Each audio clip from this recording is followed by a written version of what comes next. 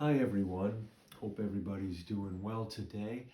Uh, Today I want to read a poem that's kind of a parable. It's one of my poems called The Edge, and it's from a book of mine called Surviving Has Made Me Crazy. Um, and so let me read this and then we'll talk about it a little bit. And as I mentioned in other uh, postings, that I really learn from these poems. I don't know where they're going. They become my teachers, and this was a great teacher for me, this one. The Edge. They had traveled a long way, each from a beginning the others couldn't imagine. When they reached the edge, they all peered deeply as far as they could. Almost at once they gasped and held on to each other. Then one declared, "I knew it. Beyond there is nothing." Another countered, "For me it holds everything." By now the fearful one fretted, "I knew I should never have come." Dizzied by the view he retreated, "I must go back." Finally the blind one poked his way to the edge and after a while sighed and said, "It's as I've always known." It was too late to travel down, and so they were forced to listen to each other through the night. The blind one began, "What will you bring back?" The one who saw nothing said, "That where we are is all there is, that's what I'll say."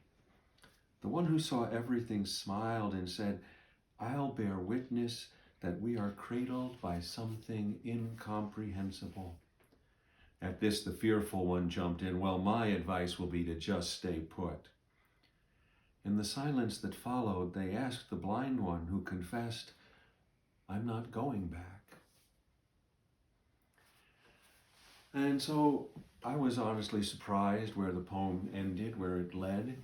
And as I have spent time with it over the years, maybe you recognize those voices, but we all have those voices in us. We have this quartet of voices, the one who sees nothing, the one who sees everything, the one who's ready to be afraid, and the blind one, the most interesting one, who feels comfortable in meeting the unknown. And that's the one that's very puzzling, isn't it? And I have found that in traditions, in mythic, the blind soothsayer in Greek times, in Roman times, the blind one is always the soothsayer, the truth speaker, because they're blind in myth so that they're not distracted by the outer world, so they can see more deeply the fundamental world with all of its gifts and resources. And in a lot of ways, that's what we're being asked to do. We're being forced to be shut down to the noise and hurry. And so I invite you to spend some time looking more inward and see what that voice and what these other voices together can say to you. So I hope that you can keep growing in place, and we'll see you soon.